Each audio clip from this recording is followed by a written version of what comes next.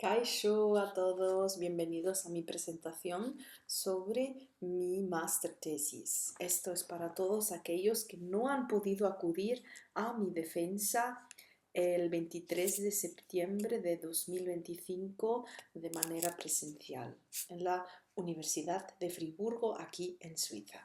Bienvenidos. Mi tema ha sido analizar y investigar las actitudes hacia el euskera en una ciudad bilingüe y multicultural como San Sebastián. Esto ha sido realizado mediante 12 entrevistas a 12 donostiarras. La pregunta clave ha sido si el bilingüismo en la ciudad de San Sebastián es real o simple maquillaje. El misterio detrás del euskera. Ha sido difícil rastrear las raíces de este idioma por la falta de legados escritos, pero el hallazgo de la mano de Irulegui en el 2021 ha refutado esta teoría, porque este artefacto de más de 2000 años de antigüedad tiene símbolos grabados, incluía también palabras como la palabra vasca zorioneku, precursora de la palabra zorioneku, que quiere decir suerte en castellano, y mostraba que los antepasados de los vascos modernos sí usaban el euskera de manera escrita. Esta aparición del euskera en forma de textos es algo excepcional según los arqueólogos de estas excavaciones. Su origen enigmático ha alimentado durante siglos hipótesis, leyendas y discursos identitarios.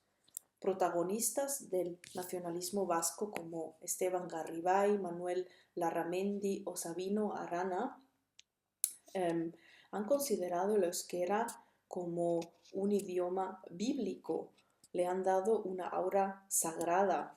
Ellos se apoyaban en la hipótesis del vasco-iberismo que decía que el euskera es la lengua originaria y primitiva de la península ibérica porque son los vascos, los descendientes directos de los pobladores originarios de la península y que incluso este idioma se hablaba o se habla en el paraíso.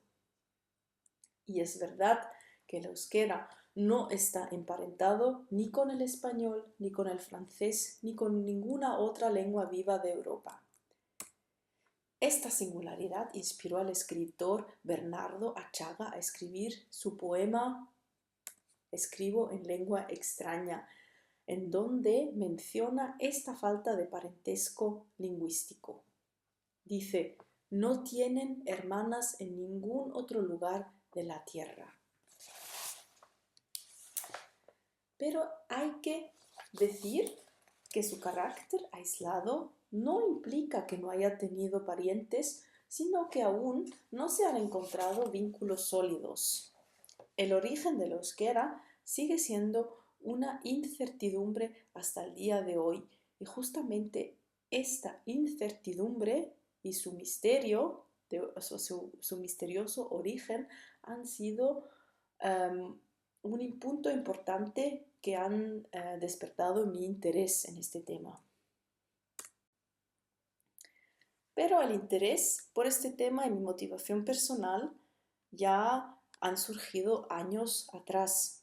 Mi primer contacto con el euskera fue en el 2007 en un intercambio en Inglaterra cuando conocí a dos jóvenes del País Vasco.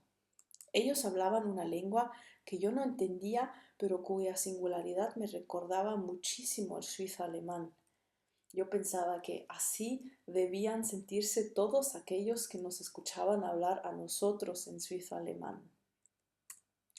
David e Izaskun no se veían como españoles, sino como vascos. Me explicaron que ellos no veían el castellano como su lengua, sino como una lengua impuesta y no como algo propio. Y esta actitud me sorprendió y me intrigó. Desarrollé un vínculo afectivo con esta lengua. en general con lenguas pues que digamos raras, distintas o minoritarias, porque yo también hablaba algo distinto, algo raro, aunque cabe decir que el suizo alemán es meramente un dialecto y no una lengua minoritaria como el euskera. El euskera es oficialmente una lengua incluso en peligro. Yo quedé fascinada con la determinación con la cual David e Izaskun me contaban que el País Vasco era completamente otra cosa, que no era España y que no debía pertenecer a España. Desde el punto de vista como suiza, este idealismo para mí era algo nuevo, porque yo crecí en un entorno pluricultural y plurilingüe. Como hija de padres españoles y peruanos y nacida en Suiza, pues yo estaba acostumbrada a convivir con varias lenguas de manera funcional. Yo tenía entonces una identidad híbrida. Y también hay que mencionar que el suizo alemán pues no ha sufrido la misma presión y la misma submisión como el euskera. En mi caso, nunca hubo necesidad de elegir una identidad sobre otra. Sin embargo, David y Izaskun tenían que definirse en oposición a España para reafirmar su identidad. Entendí el porqué cuando investigué y me informé sobre el pasado aplastante de la euskera. Durante el franquismo, los vascos sufrieron un trauma que está presente hasta el día de hoy. Mi dialecto materno, como ya he mencionado, no ha sido reprimido de tal forma y se transmite hasta el día de hoy sin conflicto político. El euskera es una lengua oficial apenas desde la Constitución de 1978 y no inventaron los franquistas la política antivasca, porque ya desde el siglo XVI se tomaron medidas en su contra. Y esta política vasca arrancó y llegó a su punto, pues a su periodo más negro durante el franquismo. La UNESCO clasifica al euskera en el grado 4 de un total de 6 grados, empezando por el 5 seguro y el 0 extinguido. El grado 4 significa vulnerable, que la mayoría de los niños lo hablan, pero su uso puede estar restringido a ciertos ámbitos como el hogar. La discusión si España es realmente un Estado plurilingüe sigue abierta. Un ejemplo reciente lo demuestra durante la conferencia de los presidentes en Barcelona el 6 de junio de este año, cuando durante esta conferencia la presidenta de la Comunidad de Madrid, Isabel Ayuso, abandonó la sala cuando el lehendakari Imanol Pradales comenzó su intervención en euskera. Y en frente de los medios de comunicación, Ayuso lo dejó muy claro. Ella dijo que España no es un Estado plurilingüe. Este acontecimiento dejó al gobierno vasco con un profundo malestar. Se reivindicó la posición del euskera como un símbolo de resistencia y el portavoz de la EH Bildu dijo: somos euskaldunes y somos orgullosos. Entonces se puede constatar que las tensiones y el sentimiento del nacionalismo vasco siguen en pie y están lejos de desaparecer.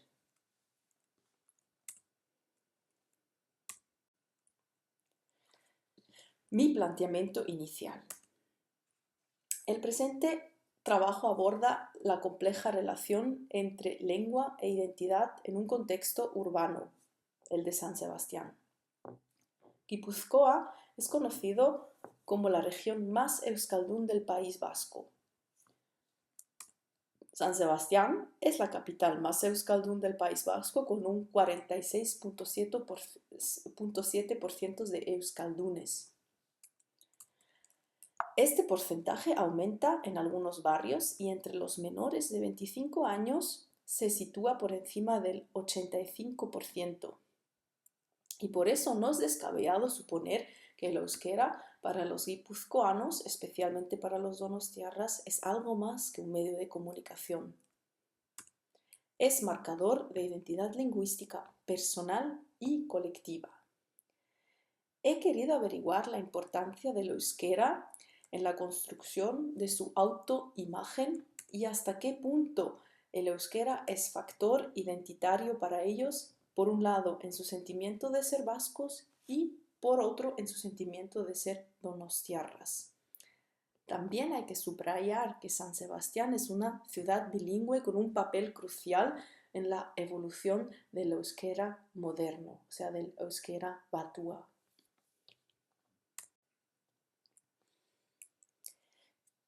Mi título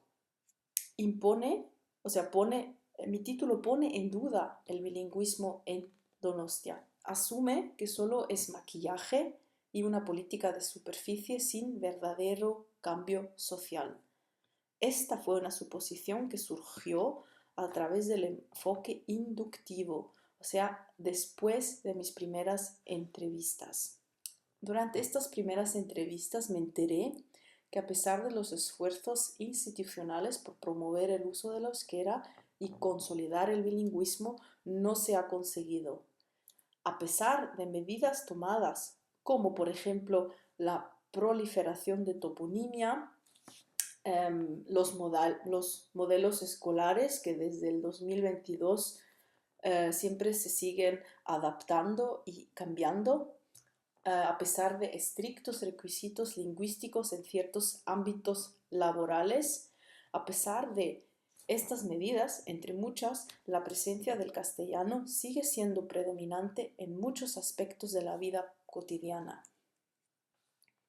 Como planteamiento también me he basado en el análisis de Benito del Valle del 2022 que clasifica al País Vasco como una diglosia total. Ella destaca la problemática con los bilingües pasivos o los que solo hablan algo de euskera o quienes tienen ambas lenguas maternas pero igual usan el castellano en casa.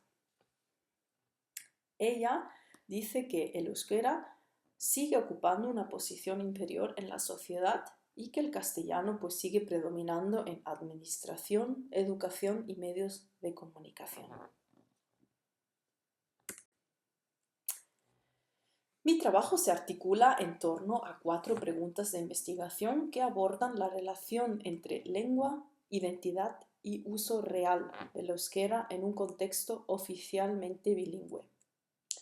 A través de estas preguntas se busca comprender si el bilingüismo donostiarra responde a una práctica social auténtica o si por el contrario se trata de un modelo más simbólico que efectivo.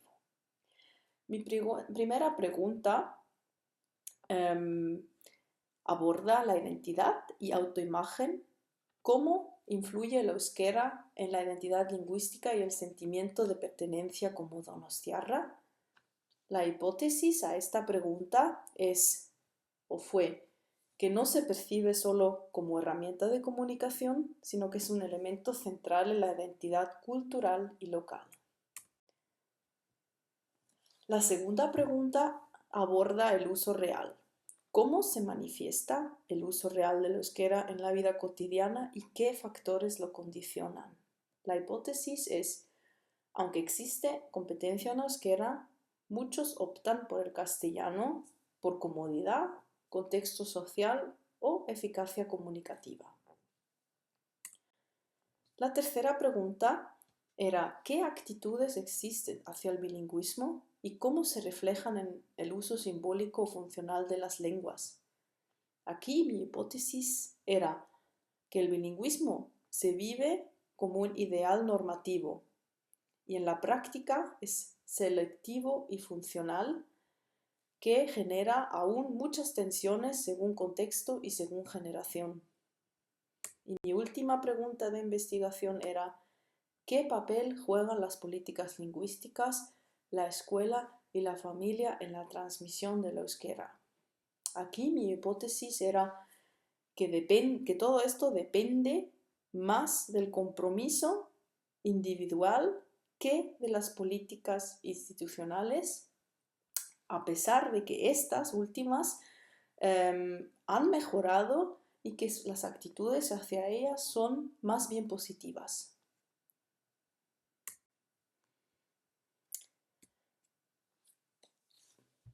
Ha sido una investigación cualitativa porque esto me permitió comprender en profundidad las actitudes lingüísticas y las percepciones identitarias de las personas residentes en San Sebastián. Las entrevistas han sido de naturaleza pues semi-estructurada. ¿Por qué? Porque esto me permitió explorar experiencias personales, discursos espontáneos y también pues me brindó la posibilidad de tener una flexibilidad en hacer preguntas adicionales o profundizar temas específicos. Muy importante y de mucha ayuda ha sido mi posición en este trabajo. Ajena a los debates políticos internos, abordé el tema desde una perspectiva externa y neutral, que favoreció la apertura de las personas entrevistadas.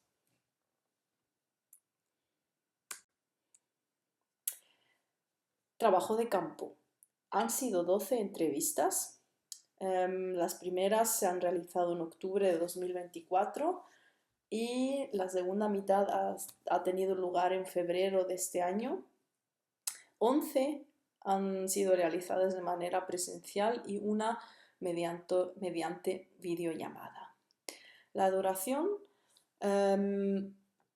variaba entre 41 minutos y 1 hora 25. La selección de informantes tenía que ser, según estos criterios, tenían que ser residentes en San Sebastián hace mínimo un año. Tenían que ser 6 euskaldunes alfabetizados y 6 cuasi euskaldunes o erdaldunes. Tenía que estar dado un equilibrio de género. Hubo una variedad generacional de entre 25 y 77 años, aunque aquí lo único que había dicho es que los participantes tenían que tener mínimo 18 años. Y hubo una diversidad en educación, profesión y origen. Aquí, en este diagrama, podemos ver el barrio de residencia de los participantes. La mayoría era del barrio de Amara. También se incluyen personas que han llegado desde otras partes del País Vasco o del Estado español o incluso de otras partes del mundo como México, Estados Unidos y Alemania, lo cual enriqueció las perspectivas sobre identidad, integración lingüística y percepción del bilingüismo.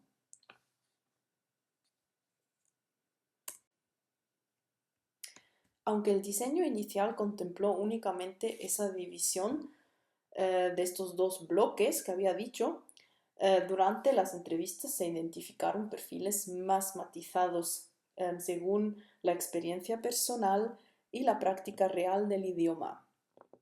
Estos perfiles han sido definidos por el Instituto Vasco de Estadística Eustat.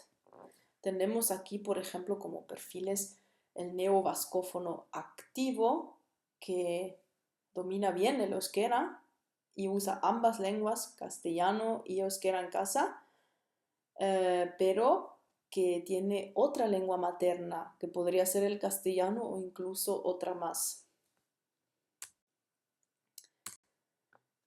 Vemos que aquí todos estos perfiles, que se puede leer con de manera más detallada en mi trabajo, que todos estos perfiles lingüísticos están representados por al menos un informante.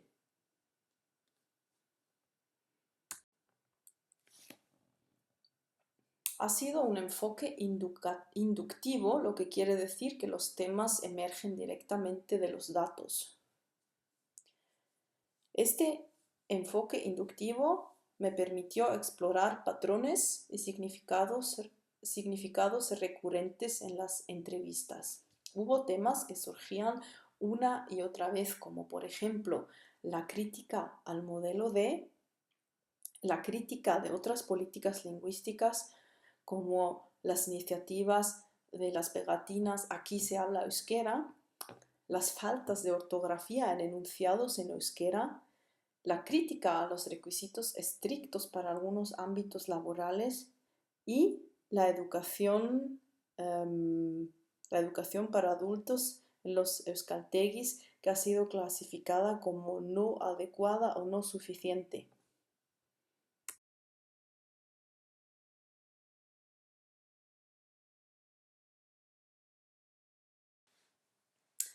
La hipótesis con respecto al euskera como expresión de identidad y pertenencia ha sido confirmada. El euskera es marcador identitario central. También es expresión emocional y simbólica de una pertenencia vasca. Se han constatado discrepancias entre identidad lingüística deseada versus la realidad cotidiana, que es que el castellano es dominante. El euskera no es una categoría fija, funciona como un recurso identitario negociado.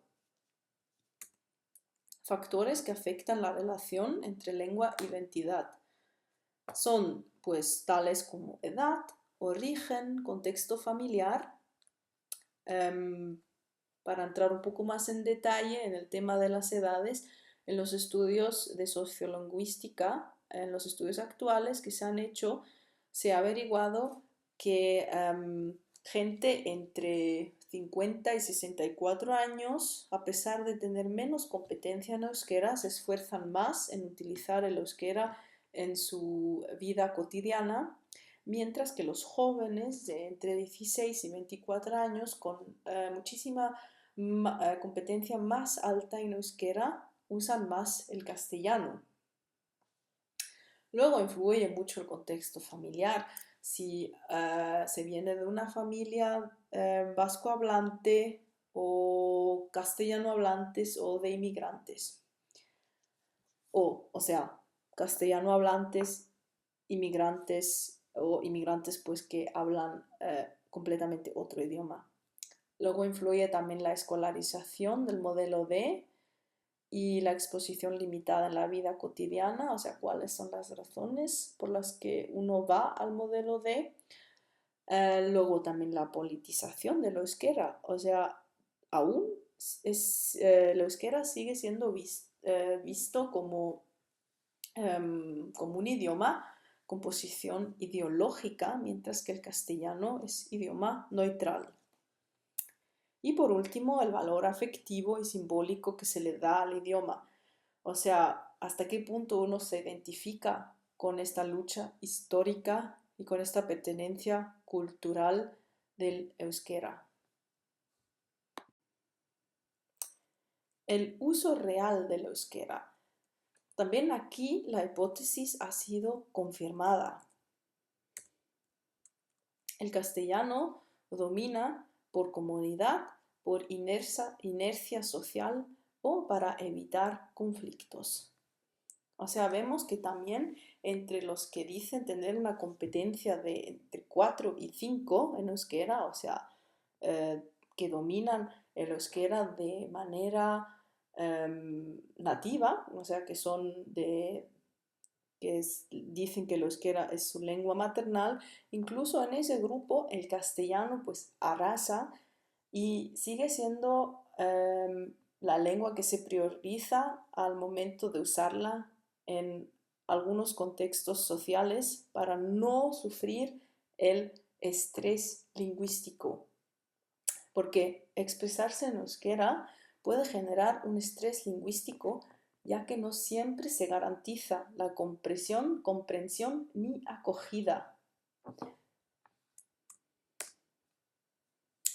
Incluso con amigos se opta muchas veces por usar el castellano porque se ha mostrado que el castellano es la lengua de socialización inicial en muchos casos y luego pues siempre se sigue usando el castellano a pesar de que a lo mejor los dos dominan perfectamente el euskera.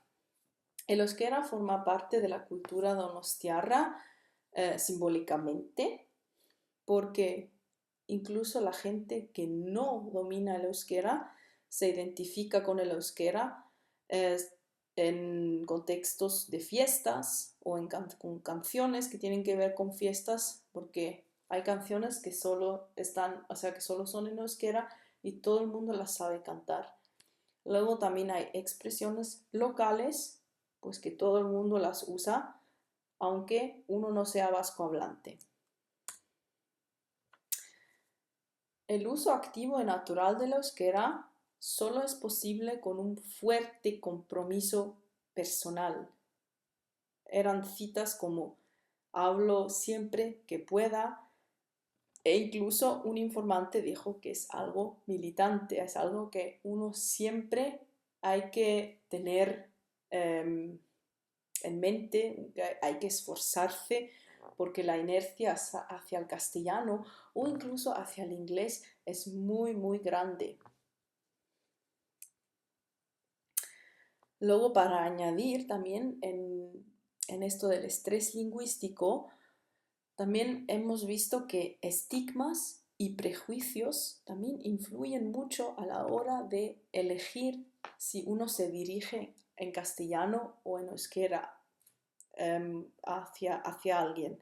Por ejemplo, personas con aspecto extranjero, ahí rápido se cambia al castellano, aunque no sea necesario. A lo mejor es una persona que que ha nacido y se ha criado en el País Vasco, pero por su aspecto físico, mucha gente pues cambia al castellano por si acaso. Ese también fue una típica frase que escuché en las entrevistas, que solo hace falta una persona en el grupo que no sepa el euskera y todos cambian al castellano. Con respecto a las actitudes hacia el bilingüismo, se ha confirmado que el bilingüismo es vivido como un ideal normativo, especialmente en el ámbito laboral, en donde se considera un requisito necesario, pero al final no se usa o se usa solo según contexto. O sea que es meramente un símbolo de identidad colectiva, pero no tiene un uso real al final, lo que al mismo tiempo nos hace dudar si todo el esfuerzo y el trabajo que uno invierte para sacarse un C1 vale la pena. Se defiende como un derecho poder vivir y comunicarse en euskera, sin embargo, solo se practica de forma selectiva y funcional. Un gran problema son las contradicciones en torno al euskera batúa. Se reconoce que no es la forma más oral o más natural del idioma y que puede sonar como de la tele, como algunos informantes han dicho que ya se les ha dicho en otras partes del País Vasco. Hablas como en la tele o qué correcto hablas. Entonces se puede concluir que para euskaldunes de otras partes del País Vasco es algo artificial. Sin embargo, para obtener trabajos en San Sebastián hay que saber batúa a nivel C1. ¿Qué pasa entonces con esta gente de otros lugares del País Vasco? Las tensiones con respecto a estos requisitos lingüísticos son bastante grandes. O sea, en ciertos empleos, uno, por un lado, se desea fomentar el uso del euskera, pero por otro se cuestiona la rigidez normativa vinculado a estos títulos oficiales que muchas veces no equivalen a una competencia real del idioma. la transmisión del euskera, aquí mi hipótesis no ha sido confirmada. ¿Por qué? Porque las políticas lingüísticas y educativas vigentes en el momento actual no son valoradas mayoritariamente de forma positiva, sino más bien negativa. Cuando vemos aquí la gráfica podemos ver que casi la mitad de mis informantes siente desconfianza y frustración con respecto a las políticas lingüísticas. Unos 3 informantes dicen está en buen camino, pero aún falta mejorar, y 4 tienen una buena opinión.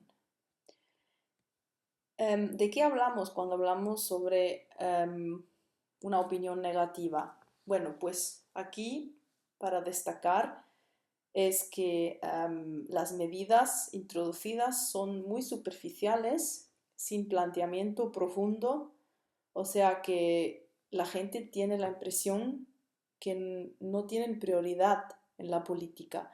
Esto se muestra a través de traducciones de mala calidad o discriminación burocrática, lo que ya había mencionado, C1 versus competencia real, y iniciativas que se lanzan y que a lo mejor tienen un buen propósito, pero que al final nadie controla o verifica si de verdad funcionan.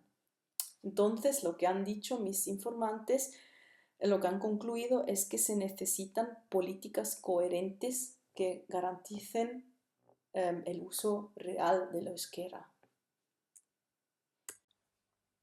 Los resultados revelan que la escuela vasca, en especial el modelo D, desempeña un papel ambivalente en la transmisión del euskera. Mis resultados muestran, y no solo mis resultados, sino los resultados también de muchos estudios actuales de los últimos 2 o 3 años que han sido realizados en el País Vasco. Estos resultados muestran que el sistema escolar está logrando lo contrario de lo que se había propuesto. Lo que el sistema escolar en el País Vasco quería es sacar al alumnado a los 14 años, cuando sale de la escuela obligatoria, que estos sean perfectamente bilingües, lo que no está pasando. Los niños y los jóvenes hablan castellano en su tiempo libre y el alumnado del modelo D no alcanza un nivel competente ni en euskera ni en castellano al final de la educación obligatoria. Este punto lo he investigado y he llegado a un artículo muy interesante que sugiero a todos que se interesen más por este tema, que se llama El muro invisible del euskera, que da respuestas al por qué el alumnado sufre en este sistema, no solo dentro de la asignatura del euskera, sino también en su competencia de castellano y también en otras asignaturas. Por no tener suficiente competencia en euskera, pues todo pues todo su carrera escolar pues sufre bajo sobre esta falta de competencia en euskera. ¿Qué pasa entonces en el modelo escolar actualmente? Es que se mezclan a niños de hogares euskaldunes y hogares castellano hablantes, y es obvio lo que va a pasar. Como ya he mencionado antes, solo hace falta una persona que hable, que no sepa hablar el vasco y todo el mundo habla castellano. Este modelo D también ha creado un nuevo perfil de hablante con falta de conciencia por el idioma. Es decir, el alumnado de hoy en día considera el euskera una asignatura más como las matemáticas o el deporte o el inglés, etc. También aporta a la segregación social, es decir, la segregación social entre españoles e inmigrantes. Muchos padres apuntan a sus hijos en el modelo D no por interés de aprender el euskera, sino por otros intereses, como menciona un informante que dice que los apuntan para que sus hijos no vayan a la escuela con inmigrantes. O sea, un problema que también se puede leer en los estudios actuales que existen sobre este tema en el País Vasco. El papel de la familia en la transmisión del euskera se presenta en mis testimonios recogidos como un factor determinante, incluso más decisivo pues que la educación formal. ¿Por qué? Pues porque el euskera se necesita una práctica cotidiana, lo que en la escuela no está dado. Recuerdo que al mezclar a niños de hogares castellano hablantes y vasco hablantes, pues lo que pasa es que van a ir el camino más fácil, que es pues hablar todo en castellano. Este resultado es aplicable también para otras lenguas oficiales del Estado, como el gallego o el catalán. Quiere decir que uno se podría, o sea, el Estado, el gobierno o el ayuntamiento se podrían orientar más hacia este resultado, que la familia es un núcleo clave eh, en la transmisión. Las opiniones positivas de las políticas lingüísticas o del sistema escolar han sido dadas principalmente por los ertaldunes o los cuasi escaldunes, lo que concluye que las políticas vigentes pueden ser adecuadas para ellos, pero no lo son para los escaldunzaharas ni para los escaldunberris. Para ver los resultados más de cerca y obtener información más detallada sobre determinados resultados, podéis leer la sección resultados de mi trabajo. A continuación os muestro las dificultades que encontré, pero estas las podéis leer vosotros mismos. No voy a comentarlas. Con esto me despido. Este trabajo me ha exigido mucho, pero también me ha enseñado mucho. Ha sido sumamente instructivo y ha ampliado mi conocimiento de esta lengua vasca, de esta lengua misteriosa. Sigo admirando esta lengua y me fascina su mezcla de ideología, uso práctico e identidad. Muchas gracias por vuestra atención y claramente, obviamente, muchas gracias a todos los que han participado. Sin vosotros este trabajo no hubiera sido posible. Besos.